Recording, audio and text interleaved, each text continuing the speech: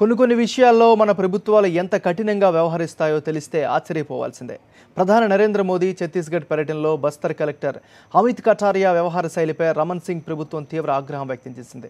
ప్రధాని పర్యటన సందర్భంగా మెరుపుల దుస్తులు ధరించడం, దానికి తోడు కళ్ళకు సన్ గ్లాసెస్ పెట్టుకోవడం అఖిల భారత సర్వీస్ నిబంధనలకు విరుద్ధమని కలెక్టర్కు ప్రభుత్వం శ్రీముఖం జారీ చేసింది.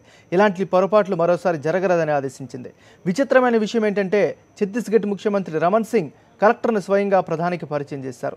మోదీ కలెక్టర్కి షేక్ హ్యాండ్ కూడా ఇచ్చారు. మే 9న ప్రధాని మోదీ ఛత్తీస్గఢ్లో పర్యటించారు.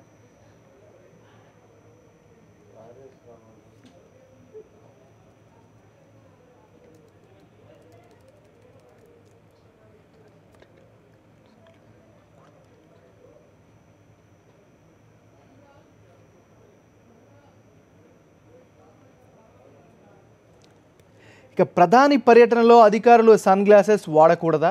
దీనిపై మరింత వివరాలు మా డిప్యూటీ అవుట్పుట్ ఎడిటర్ శ్రీనాథ్ అడిగి తెలుసుకుందాం. శ్రీనాథ్, చెప్పండి, అసలు టోటల్ ఇష్యూ చూసినట్లయితే సన్ గ్లాసెస్ వాడినందుకు బస్తర్ కలెక్టర్కు రాష్ట్ర ప్రభుత్వం నోటీసులు పంపడం ఎంతవరకు కరెక్టు? దీన్ని ఏ విధంగా చూడాలి?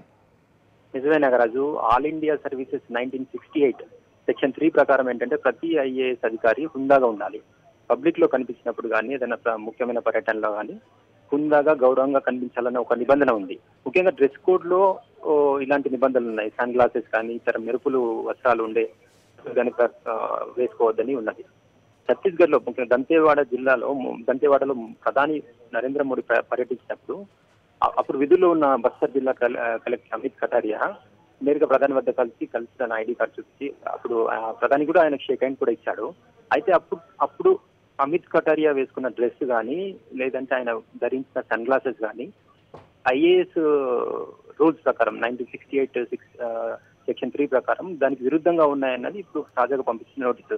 దీనిపై ఛత్తీస్గఢ్ అధికారులు కూడా ఏమంటారంటే ఇది కేవలం నోటీస్ మాత్రమే, దీనిపై ఎలాంటి చర్యలు ఉండవు, కేవలం నోటీస్ మాత్రమే, నిబంధనలు చేస్తూ నోటీసులు మాత్రమే ఇచ్చామని చెప్తున్నారు నాగరాజు.